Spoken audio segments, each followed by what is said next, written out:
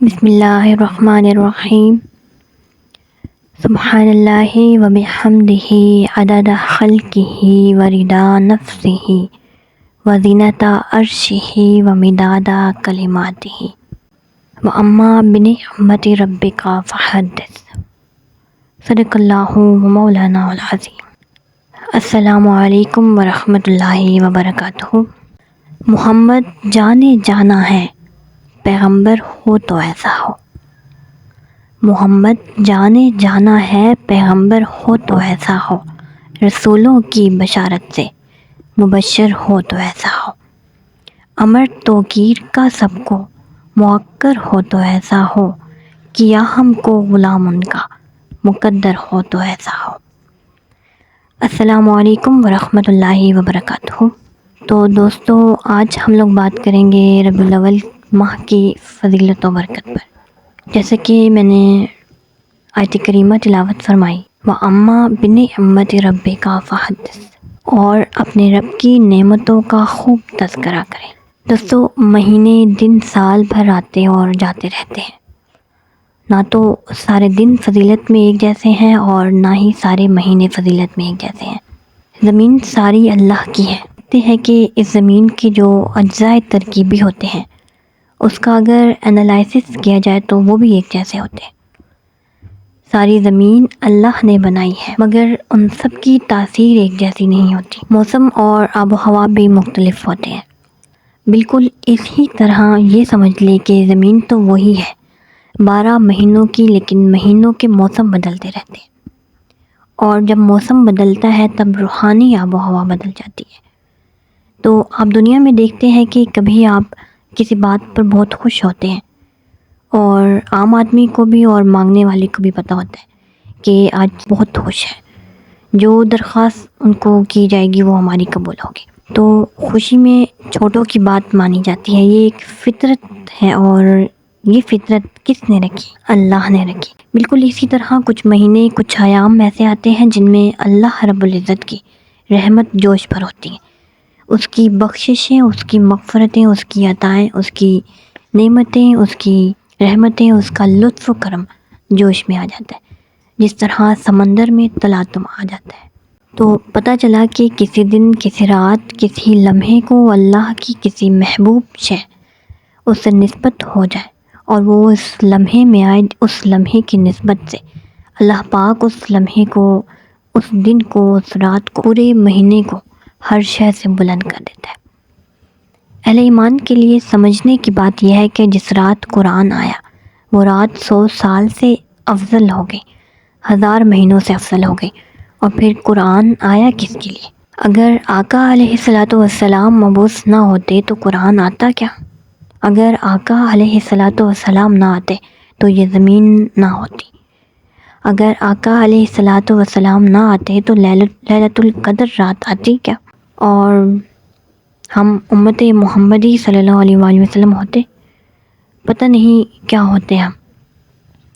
یہ سب کچھ جو ہے ہمارا مسلمان ہونا، زکوٰۃ کا فرض ہونا، نماز کا، عبادت کا فرض ہو جانا، اور پڑھنے اور عمل کے لیے قرآن کا مل جانا، یہ ساری نعمتیں جمع کر لے تو یہ سب کچھ ملا فقط نعمت آمد مصطفیٰ علیہ الصلاۃ والسلام کے صدقے سے۔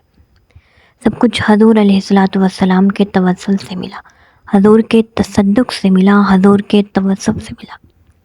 تو سب نعمتیں جس نعمت کے ذریعے سے ملی، تو اندازہ کر لے کہ وہ رات اور وہ مہینے جس میں صاحب قرآن زمین پر آیا، کہ جس کے آنے سے پھر قرآن بھی اترتا گیا، رمضان بھی آتا گیا اور اسلام بھی آتا گیا۔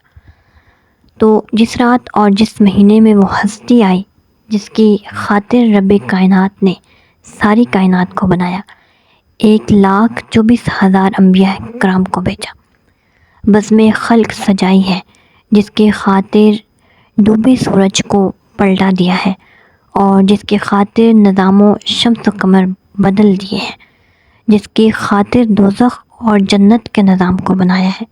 تو حضور نبی کریم صلی اللہ علیہ وآلہ وسلم سے محبتوں کا یہ عالم ہے۔ جس رات اور جس مہینے میں وہ ذات پاک آئی، اندازہ کر سکتے ہیں کہ اس رات اور اس مہینے کی فضا اور آب و ہوا، اس میں اس کی رحمت، اس کی برکتیں، اس کی نعمتیں، اس کی خوشیاں، اس کی عطائیں کس حال میں ہوں گی۔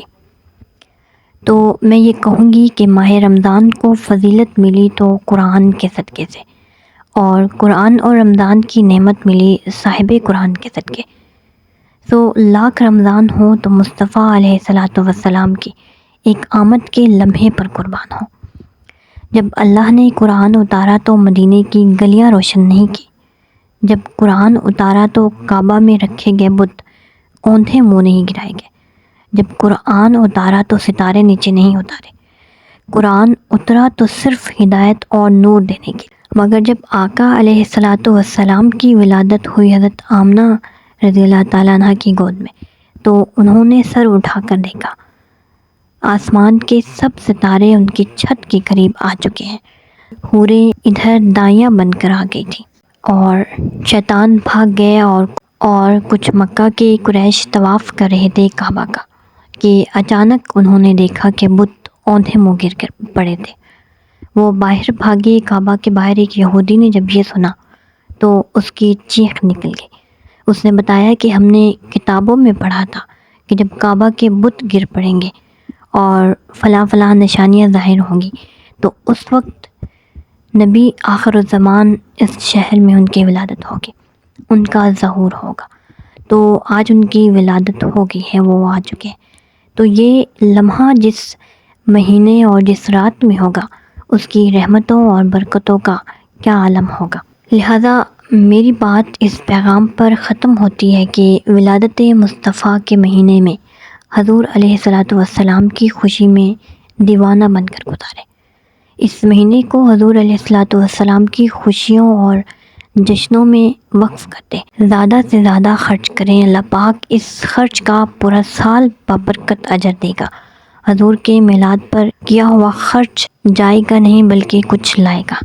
تو حضور علیہ الصلاۃ والسلام کی ولادت کا مہینہ جشن کے طور پر منایا جائے اور کثرت سے ان پر درود و سلام کا نذرانہ پیش کیا جائے۔ دوستو، آئی ہوپ کہ آج کی ویڈیو آپ لوگ کو سمجھ آئی ہوگی، اور اس ویڈیو کے متعلق اپنی رائے کا اظہار ضرور دیجیے گا۔